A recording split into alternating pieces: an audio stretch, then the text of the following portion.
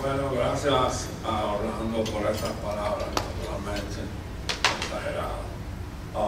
Y también a la CAE por esta invitación, a Eduardo Cutiniani y a todos ustedes por estar aquí. Los museos representan una experiencia única. Son lugares seguros, más o menos, y amplían a uno el conocimiento de una manera absoluta. Así fue como de alguna manera en estos museos que mencionó Orlando, empecé con el asunto de Caravaggio, quizás una exposición que se celebró en el 2010 en Roma, de una retrospectiva muy grande, donde se reunieron muchos cuadros de Caravaggio. Sirvió para dar estos primeros pasos. El caso es que, si no me equivoco en lo que voy a hacer, surgió el libro, surgieron 2 volúmenes. Pensaba primeramente uno solo, pero aparecieron, fue tanto, estoy muy exagerado en todas mis cosas, y entre ellas en el material que tengo preparado para ustedes, hasta que Eduardo me diga que me calle, que no siga. Entonces, las portadas me la hizo Luis García Fresquet, que reúnen en un espacio muy específico una serie de imágenes muy buenas de Caravaggio. Él lo hizo a su manera, y creo que han sido 2 portadas y contraportadas estupendas, reuniendo obras claves de Caravaggio. El resultado, pero como no sigo un orden cronológico en el libro, sino que sigo el orden que a mí me da la gana, de acuerdo con mi inspiración y como me sale en ese momento. El libro no está formado en realidad por varios libros, con un énfasis en particular. Puede ser el diálogo con la madre, que ocupa la primera parte del libro, en el tema de la anunciación en particular. La Virgen María siempre ha jugado en mi vida un papel muy especial en relación con mi madre también, y por eso esa primera parte yo se la dedico a mi madre. Pero hay otros discursos que forman libros que pueden leerse independientemente. De hecho, aquellos que no lo quieran leer todo, pueden escoger un cuadro y sencillamente ubicarse en ese cuadro y de ahí realizar la lectura y la interpretación, y saltar páginas y volver al otro cuadro. Yo realmente no lo recomiendo del todo porque se pierde la unidad, pero de todas formas esa posibilidad existe. Aquí van entonces, por ese motivo agregué el libro tercero, que creo que es el que está en pantalla en este momento, sí, donde aparecen las pinturas de Caravaggio en colores, que permite, no lo hicimos la primera vez porque incrementaba el costo del libro y también el número de páginas, pero permite la lectura del texto correspondiente a una determinada pintura, es decir, tener la pintura y tener el texto al mismo tiempo, más una cronología que ayuda a seguir las huellas de Caravaggio. El primer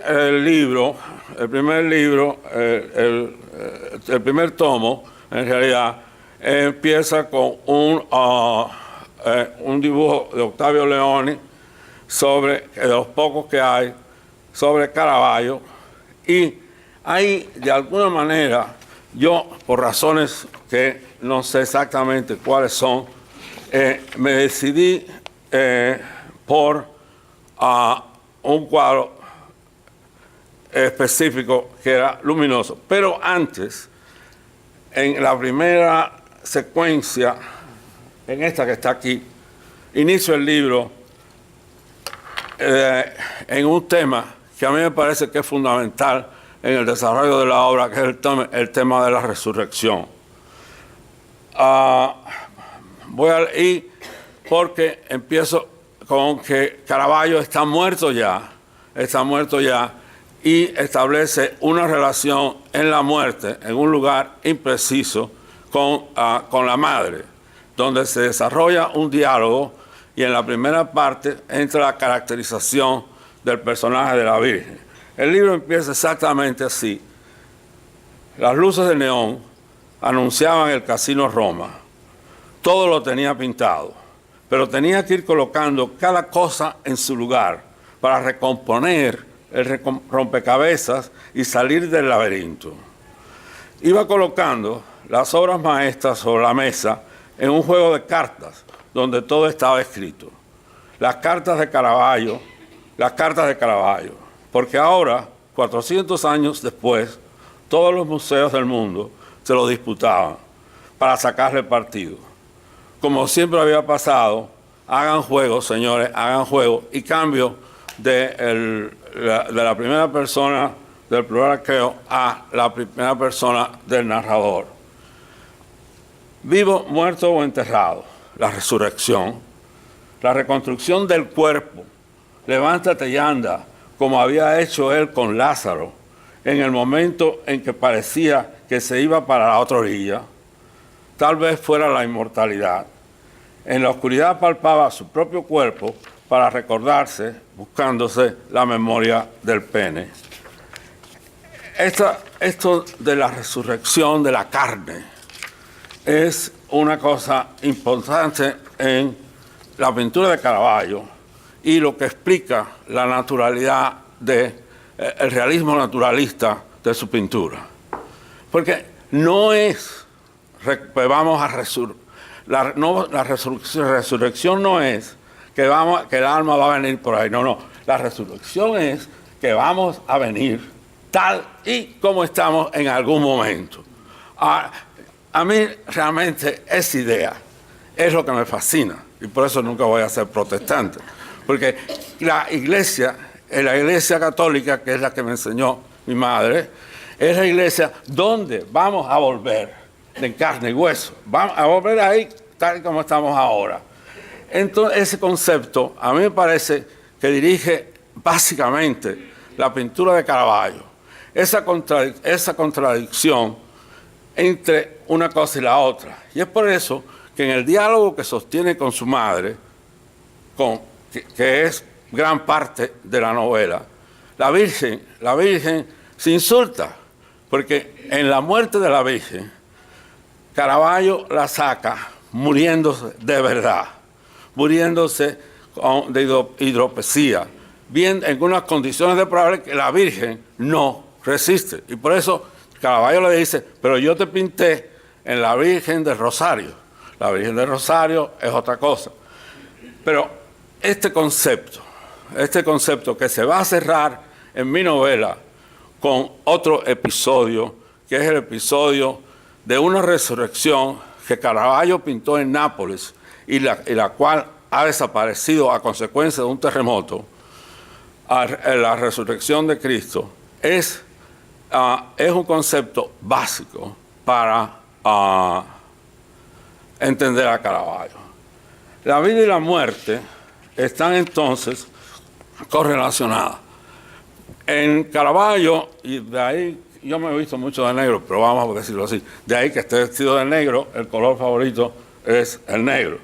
Y en honor a él, pues vengo con el negro, inclusive con un crucifijo. Pero el primer cuadro, que todavía no he llegado a él, que es realmente un bellísimo cuadro, poco frecuente en Caravaggio, donde la luz es lo que ilumina. Pero es una luz interceptada también por la muerte. Fue colocando las frutas cuidadosamente en el cesto. Los higos, la manzana, el melocotón, la pera, 4 racimos de uvas moradas, rojas y color de miel envueltas en una pátina de polvo, lista para llevárselo a la boca o para sacársela de ella con repugnancia. Una cesta de frutas realmente muy bonita, muy decorativa, maduras, sabrosas, suculentas tal vez, y podridas. Porque 2 uvas arrugadas, secas, casi convertidas en pasa, la manzana con un hueco que le hizo posiblemente un gusano, la pera apolismada, coloca decorativamente unas hojas de parra cuyas siluetas llaman la atención, la de las hojas de parra, pero algunas de ellas están secas y marchitas, comidas por los insectos. Todo minuciosamente calculado, ni más ni menos. La composición de un perfeccionista. Es decir, ahí están las frutas, pero las frutas en movimiento de la vida a la muerte. En este cuadro, que viene a ser otra selección mía, 3 cuadros de lo que podría ser el prólogo de este recorrido, se llama Muchacho pelando una bergamota. Es desde la etapa inicial. Lo había pintado en 1593, ya en Roma, con una camisa pulcra impecable, el pecho al descubierto, antes de que se diera paso a la insinuación y se cubriera de mierda de arriba abajo. ¿Quién era? ¿Él o el otro? Mario, un desconocido, alguien copiado del natural que no había existido jamás.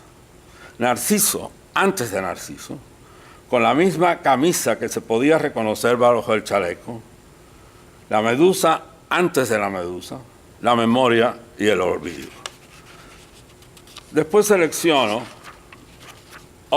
el cuadro que selecciono siguiente, es un cuadro de Narciso, se llama Espejismo, es decir, la luz, la oscuridad, la muerte, Caravaggio en la penumbra del yo, porque Narciso no será él como una reproducción física de Narciso, pero es él viéndose a sí mismo en el fondo turbio del agua. Michelangelo, ¿quién lo llamaba? ¿Quién lo seducía? El otro que era él mismo, un beso que se disolvía en el perfil del agua, el beso de la muerte, la incorporación del amado dentro del amado, el yo dentro del yo, una deglución.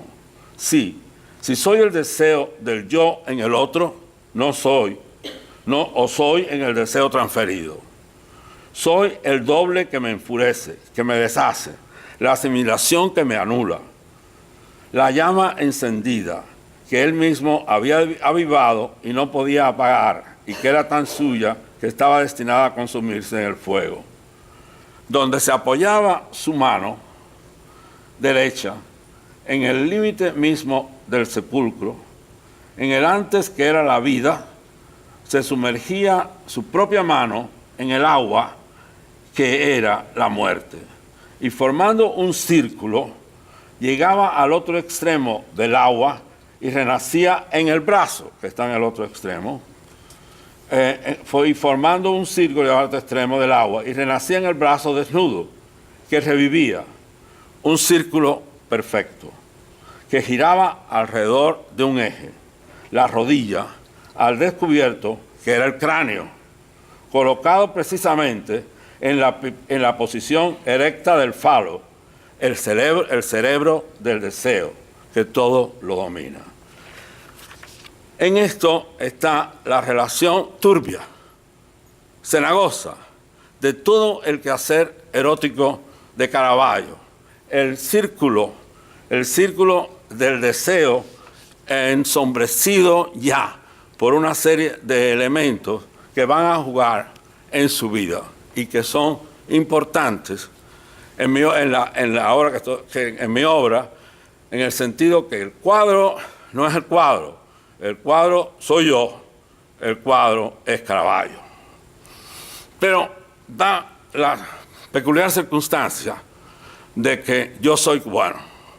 La peculiar circunstancia de que uno de los más grandes, de los libros que leí, mi preferido es el de Rob, que es australiano.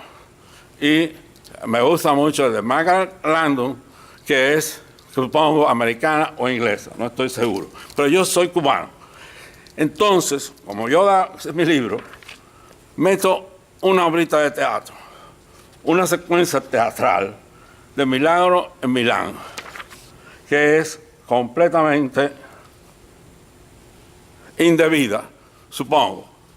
Pero que, en fin, después de todo, una cosa que yo quiero es que el libro se sepa que está escrito por un cubano, sin que yo lo tenga que decir en el prólogo, se dice, pero no, básicamente por un cubano. Este señor es Carlos Borromeo, el cual era en Milán durante la espantosa época de la plaga que le tocó vivir a Caravaggio. Era un fanático que va a dejar, bueno, va a estar perseguido, el fanatismo va a estar rodeando a Caravaggio todo el tiempo. Y entonces introduzco ahí Milagro en Milán. Detente, muchacho loco, que con la espada te pierdes y la cabeza te cuesta. Que el que por la espada vive, también por la espada hierra. Es por tu bien que te digo que oigas estas consejas. ¿Y quién carajo tú eres?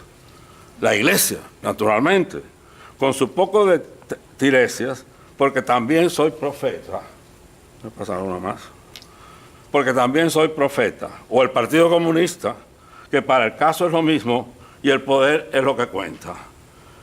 Lo mismo da el Vaticano, que aunque de capa caída todavía la endereza y hace sus componendas. Que la ignorancia te absuelva. Oye bien lo que te digo, para que no te arrepientas. Con esa espada que tienes en la mano y entre piernas, mucho más en la cabeza, no vas a llegar muy lejos. Si quieres salir con vida de este inmenso cementerio, entre esos huesos de mierda, para que Dios te perdone esa lluvia de blasfemia y puedas llegar al cielo, donde la gloria te espera, oye bien lo que te digo y buena lección te aprenda.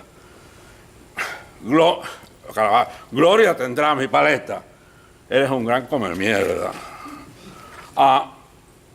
Esta incursión en el bufo cubano es una cosa que nosotros siempre hacemos con los antenorios, con cualquier cosa que se nos presente.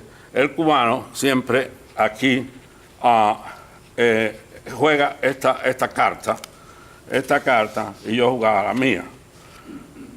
Pero en realidad, el fondo de Caravaggio, durante este periodo, antes de llegar a Roma, es negro, es la plaga, es un fondo donde la muerte juega un papel importante y que creo que tiene que ver con el Sacro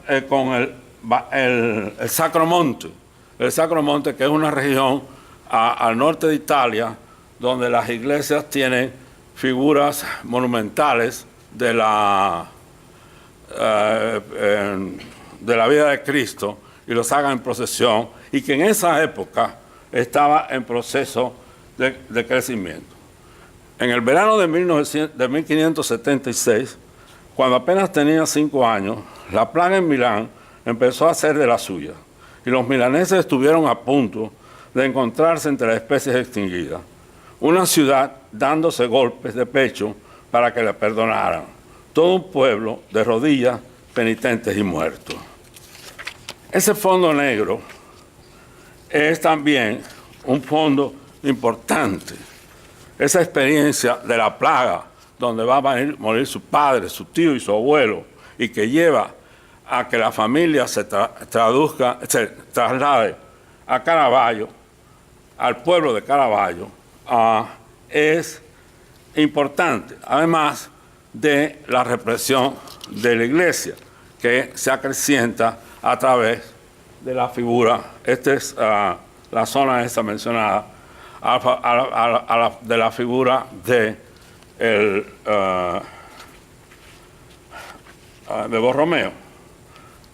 Se acabaron las fiestecitas, los fines de semana, los torneos, las mascaradas, los bailes y las obras de teatro, en especial las canchas de tenis, porque no se puede saltar de una cama a la otra.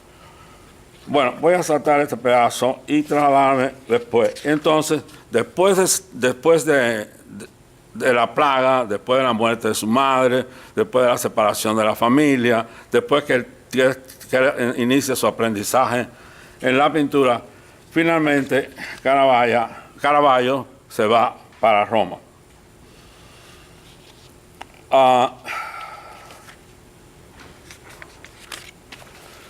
Roma se le agolpó sin orden ni concierto. Desde el Monte Pincio, por la Estrada Felice, se podía llegar a Santa María Maggiore, donde Sixto V fue enterrado. Esto también lo voy a saltar para ver si llego finalmente a un cuadro de Caravaggio. Esta secuencia que viene ahora es mi primera secuencia pictórica que se inicia con este cuadro, Mamá, que en la secuencia yo la llamo Mamá, y es una secuencia donde es el diálogo constante con la Virgen María. Y en el texto está dedicado a mi madre. El primer cuadro, la Anunciación. Sutil.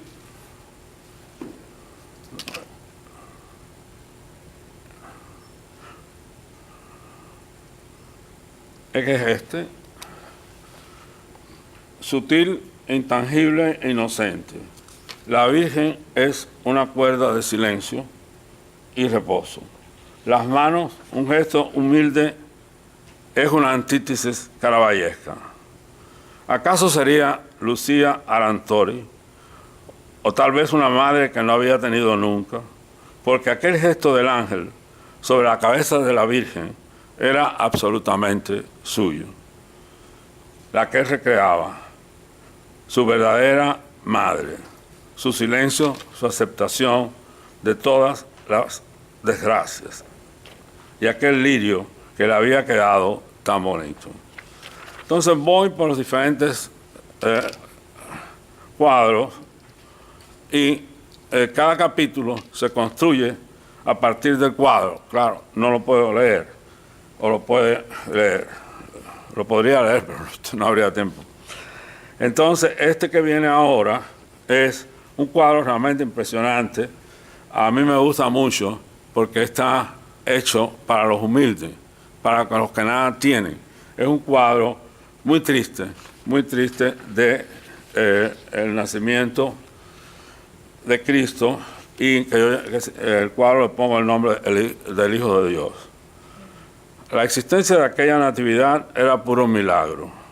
Era la más pobre y desamparada de todas las natividades que había llegado a la escudería del Quirinale en el 210 para que yo pudiera verla. Tras haberse salvado de la admiración, el abandono y la pobreza y los desastres naturales que le siguieron a aquella comisión que le concediera el Senado de Mesina para el altar mayor de la iglesia Santa María de las Concesiones en 1609, destruida por un terremoto, pero conservada la imagen en 1908. Sujeta a la más escrupulosa limpieza que le devolvió a su esplendor original para la exposición de la escudería del Quirinale, recuperara sus colores más auténticos. Esta es la exposición que yo mencioné, que debió, supongo, que dejar en mí un efecto muy profundo. Y lo que más me impresionó era el tema, la sencillez, la pobreza, la dirección hacia los pobres que había encerrada en esta secuencia. Su propio hijo, entonces la Virgen en este capítulo se insulta por esto que voy a leer. Su propio hijo la había tirado en el piso de tierra, apenas cubierto de paja, como una guajirita de Remanganagua, y eso le irritaba. A su lado, una naturaleza muerta de los pobres, como decía Roberto Longi, con aquella miserable utilería. Una profunda tristeza en tonos pardos para celebrar el nacimiento del Hijo de Dios, nuestro Salvador. Un Salvador que iba a ser crucificado, agregó el Espíritu Santo. Y la madre dice, un desastre, un verdadero desastre, refiriéndose al cuadro. Como él era el Espíritu Santo, naturalmente, no tenía que, como dice la madre, como él era el Espíritu Santo, naturalmente no tenía que pasar por este problema cuando yo diera a luz. En el marco de toda aquella pobreza se desprendía un entendimiento de clase social, un subtexto revolucionario de Caravaggio, que era un anticipo de luchas de clase, parte intrínseca de la identidad de Caravaggio, su violencia caótica y revolucionaria. Era una comunión nuestra de cada día entre un apretado núcleo de confabulados dispuestos en su mendicidad, en la naturaleza del subconsciente, a revertir el orden establecido. Todo lo envolvía una ternura infinita. Los cuerpos en la diagonal se inclinaban hacia el niño Jesús, confluyendo en aquella unidad de la madre y el hijo. Había una quietud muy grande, un silencio, una paz. El establo era un templo, mamá, dijo Caravaggio, pincel en mano, como si pintara una catedral en el establo. La vaca y el asno, así, callados, despedían su calor y hasta su ternura. Todos estaban descalzos. Y gracias a Dios, los Reyes Magos no habían llegado todavía, con toda su fanfarria.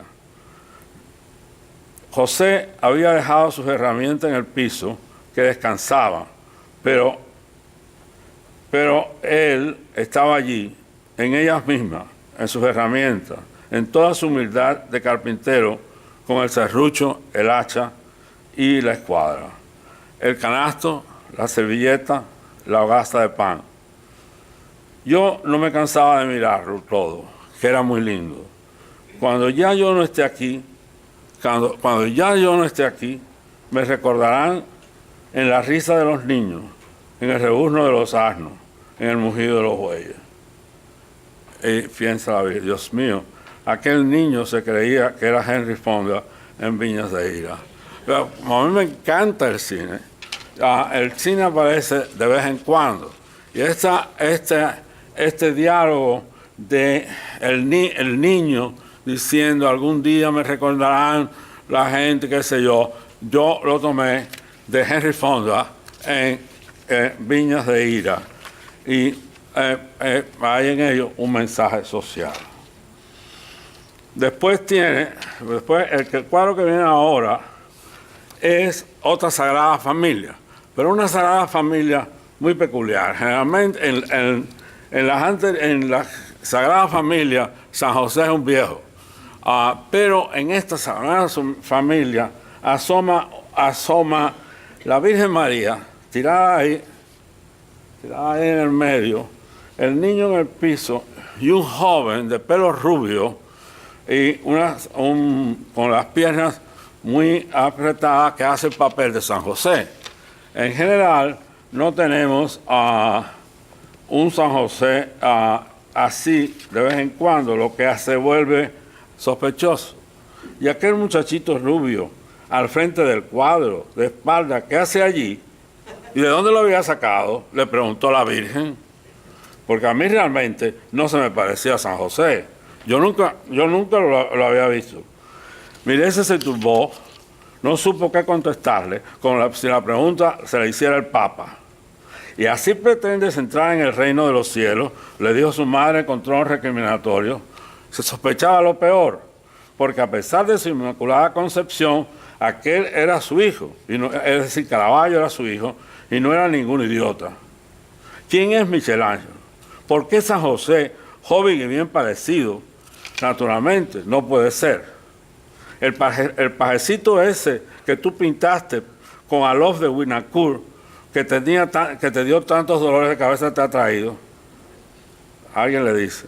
Hasta tu madre se ha dado cuenta.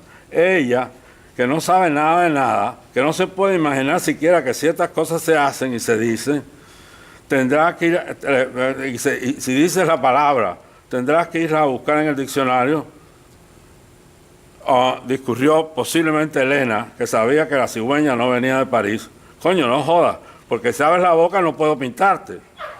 Así, en las condiciones que está, bajo estas circunstancias, te va a costar caro, porque ¿quién ha visto a San José con esos pantalones apretados, ajustadísimos y marcándoselo todo? No, aquel no era ningún San José, naturalmente. ¿Cómo te has atrevido a tanto? Clamaron las dos, Lena, la prostituta, y la Virgen. ¿Qué explicación a tu favor puedo dar para interceder a que no te metan de cabeza en el infierno? Agregaron a coro en una transición que iba de la puta a la Virgen. En el siguiente cuadro, sí. En el siguiente cuadro, que este cuadro realmente es una belleza, aquí tenemos un tríptico donde el ángel está en el medio, dividiendo el cuadro en dos, presentando a San José, al que está leyendo, que le da un pergamino con una partitura que San José está leyendo. La caracterización de San José, que nada tiene que ver con el otro muchachito, la caracterización de San José es absolutamente realista. Es un San José que está tratando de llevar al niño Jesús a Egipto, que se ha quitado los zapatos, que está cansado, los pies, y que está leyendo lo que el ángel le manda. Esa posición realista contrasta con la del otro lado, donde la imagen de la Virgen adquiere una belleza extraordinaria con el niño dormido en su pecho, en su brazo. Y que la modelo es una prostituta, Anna Bianchini, la que es. Pero ambos lados contrastan. Y en el medio está el ángel, un ángel también sospechoso, un ángel tan sospechoso que, digo yo, el cantar de los cantares, bueno, es justo decir que aquello no tenía pies ni cabeza. Descalzo, San José le daba una tregua a los pies que se estiraban y acariciaban mutuamente los pies como dos tortolitos. Lo que lo jodía a San José de Caravaggio era que Caravaggio lo pusiera en una situación tan incómoda, porque a él no estaba acostumbrado a codearse con jovencitos transgresores y que estaban realmente medio en cuero. Pero al otro lado, paisaje soñado, el realismo de la izquierda se idealiza a la derecha y la belleza de la Virgen se distancia de la imagen paternal de San José, la pareja sin sexo del Nuevo Testamento que sin semen engendra una sagrada familia,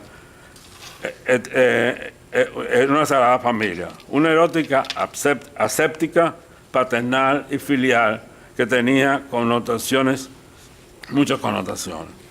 Es decir, es un cuadro realmente muy bello,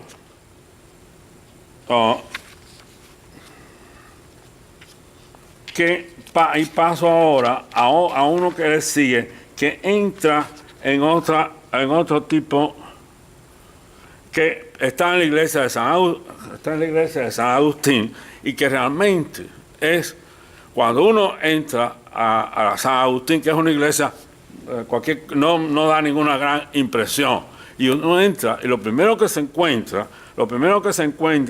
realmente a la entrada de la iglesia es este cuadro, que es la Virgen de Loreto. Es realmente muy impresionante y una identificación inmediata con estos peregrinos que han llegado a Roma descalzos. Así que lo que hace Caravaggio es traducir a un lenguaje directo, a un lenguaje del pueblo que iba en peregrinaje a Roma, a llegar allí, a arrodillarse y de pronto encontrarse con la Virgen María que aparece con el niño Jesús en la puerta de la casa, casi de la forma más natural posible. Este cuadro realmente es una experiencia, fue para nosotros, para Yara y para mí, una experiencia extraordinaria. de pronto, porque no nos imaginábamos que la iba a ser así. Michelle, que era como le gustaba llamarlo la Virgen. A Lena le había pedido 1000 veces que no abriera la boca, pero le era muy difícil mantenerla cerrada. Lena preguntó a Caravaggio porque en la oscuridad no podía distinguir a la una de la otra, y Lena acostumbraba a salirse del papel, o del pincel, para ser más exacto. Nunca me vas a pintar como yo soy, desnuda, con las tetas al aire, como hacía Tiziano con la Magdalena, o como hiciste con Seco. Seco con las tetas al aire. Quería decir el pito. La Virgen que estaba oyendo, que era la Virgen, porque uso el sistema del doble. Estoy aquí duplicando la actuación de la Virgen. La Virgen es la madre también. Entonces, en realidad nunca había pintado a la Virgen, porque todas eran putas. Ana, Phyllis, Ménica y Lena, principalmente Lena, putas y nada más que putas. ¿Por qué? ¿Por qué me hiciste eso? Bien sabes cómo era tu madre, siendo yo quien era, como todos saben, cómo iba a poder ser la Virgen, cómo yo, que era una cualquier cosa, como tú mi propia madre lo sabes, podía ser la Virgen. Preguntó Lena, que también a su modo estaba escandalizada porque sabía que su lugar no era ese. Una muchacha como otra cualquiera, le dijo, Caravaggio le dijo, una muchacha como otra cualquiera, le dijo dándole un beso, porque al mismo tiempo quiero hacer que Caravaggio actúe como si está pintando a Lena. Lena es una puta y él le da un beso. Le dijo dándole un beso. Después de todo tenía razón. Un razonamiento lógico. 2 y 2 son 4. Pero ¿dónde iba a encontrar una virgen? Esta secuencia, de la que yo saco muchas cosas, digo también, a punto de que nosotros mismos ocupáramos casi de inmediato al entrar en San Agustín, entonces uno se siente que está adoptando la posición de los peregrinos. Ese conjunto de transmigraciones nos acercaba a la intimidad familiar de la Virgen de Loreto. El niño era rollizo y la Virgen parecía sentir el peso de aquel muchachón tan robusto, pero lo disimulaba porque a pesar de ello parecía que ella estaba levitando, parece que los pies están en el aire, dando como unos pasitos de ballet.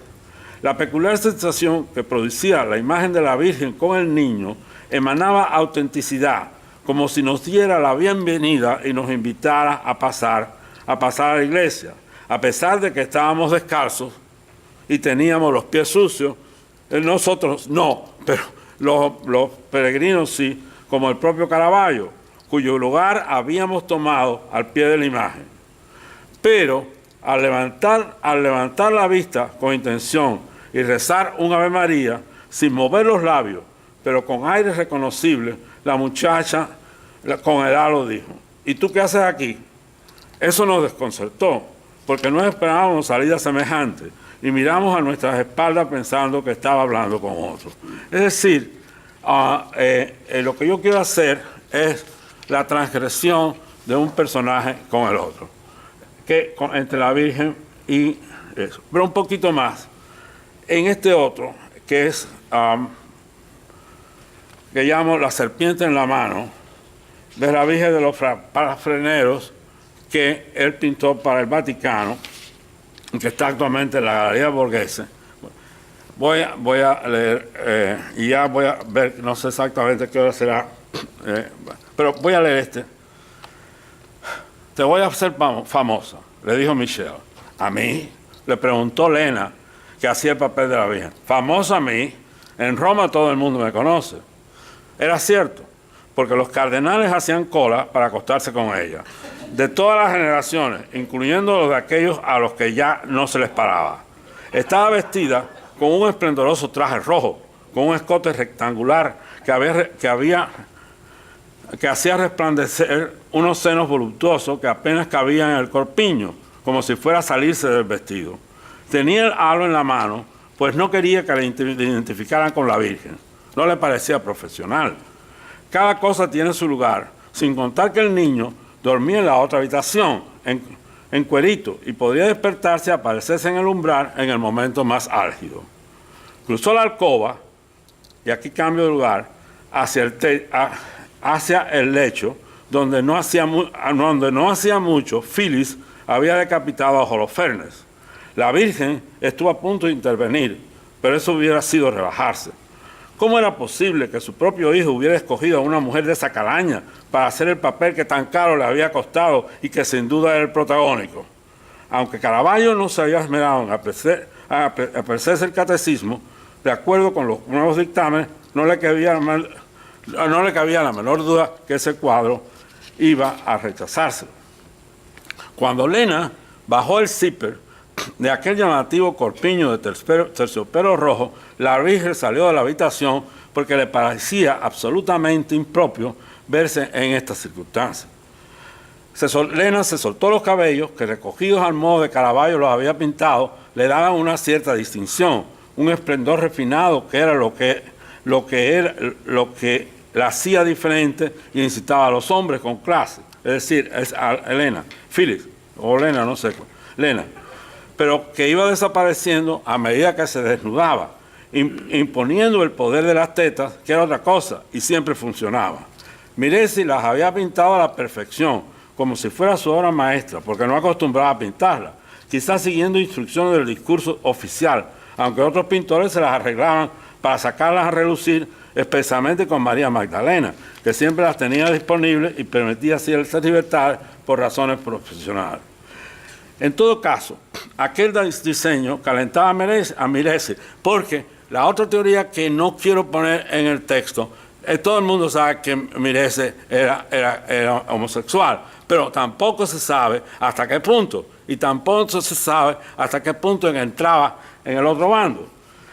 Y eso que decían que era maricón, esto está en escrito, la tiró hacia atrás en la cama y empezó a besarla porque se había calentado. Ella también.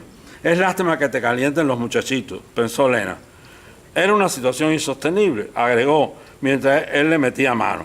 Siempre había soñado que terminara su relación con Seco para hacerlo completamente suyo y que no siguiera dejándose deducir por aquellos chiquillos descarados, y en particular por San Juan Bautista, a que le dedicó no sé cuántos cuadros, que nunca se le quitaba la cabeza.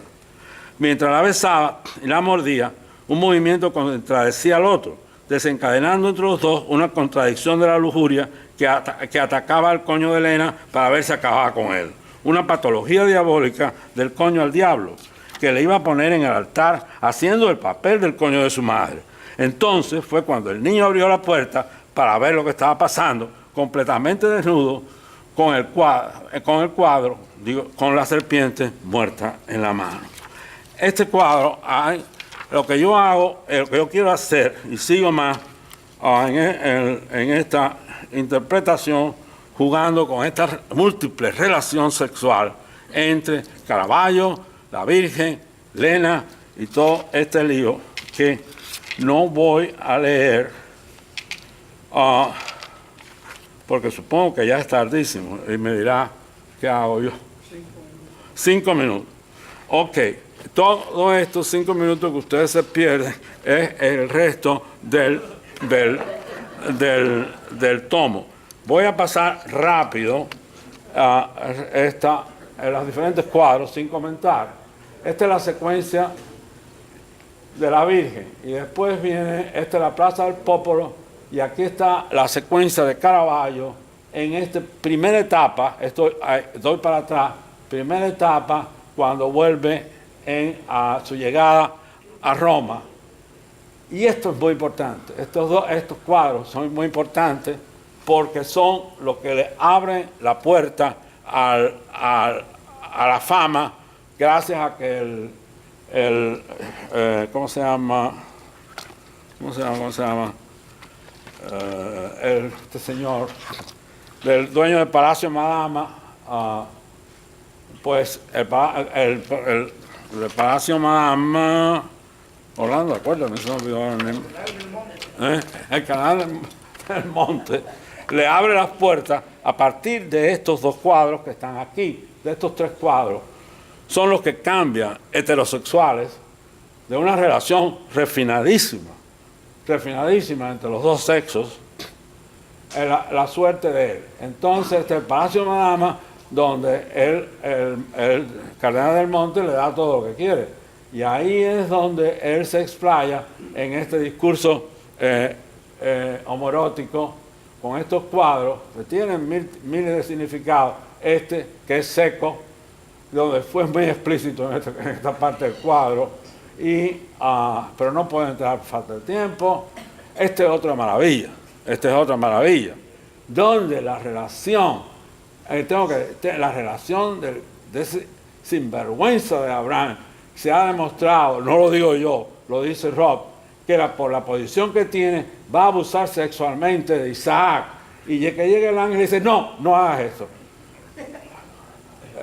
Es un cuadro extraordinario, la cabeza de la medusa, y después esta iglesia, que no parece que vale nada, que cuando Yara me dijo, vamos a entrar ahí, yo le dije, no, yo no quiero entrar, eso no sirve para nada, y adentro, de estúpido, hay esta maravilla de los tres cuadros, obras maestras de Caravaggio. Este es el superior,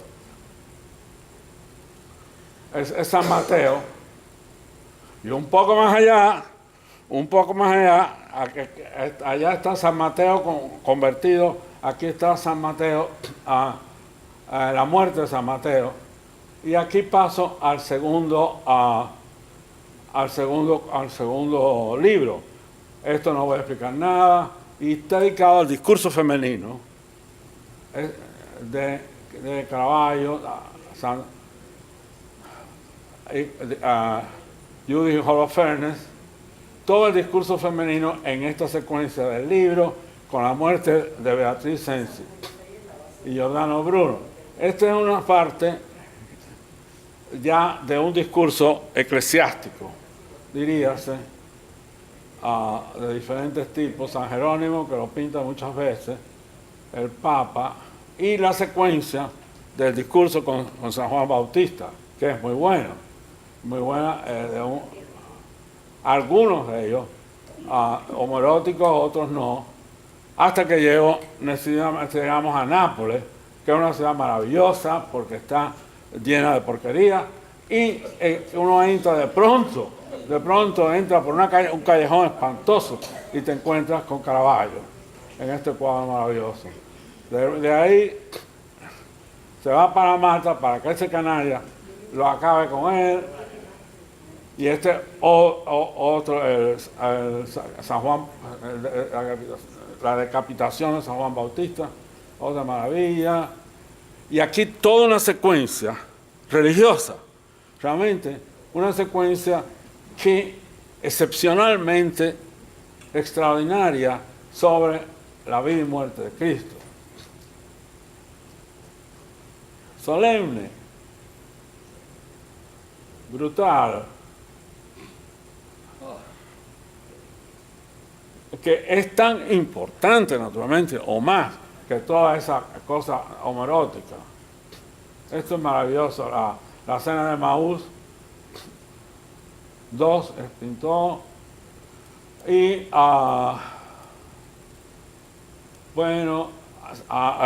y la resurrección de San Lázaro, que es el tema final, que coincide con el enfoque mío en el libro. Y 3 cuadros excepcionales, donde aquí se cuestiona la relación entre el que está, las cabezas son de Caravaggio. ¿Cómo fue la relación con Seco? ¿Cuál fue la relación con Seco? ¿Qué representa Seco cortando la cabeza a Caravaggio? Y esta es ya la muerte de Caravaggio, que tiene lugar en el Cole. Eso es todo. Tengo más, naturalmente, para 3 reuniones más, cuando menos. Pero Caravaggio ha sido para mí, quiero volver a agradecer a Anacá la oportunidad que me ha dado de presentar el libro aquí. Ya había tenido la oportunidad de presentarlo en la Feria del Libro, pero aquí he tenido más tiempo hablando por todas las locuras que dijo y a ustedes por estar aquí. Bueno, muchas gracias.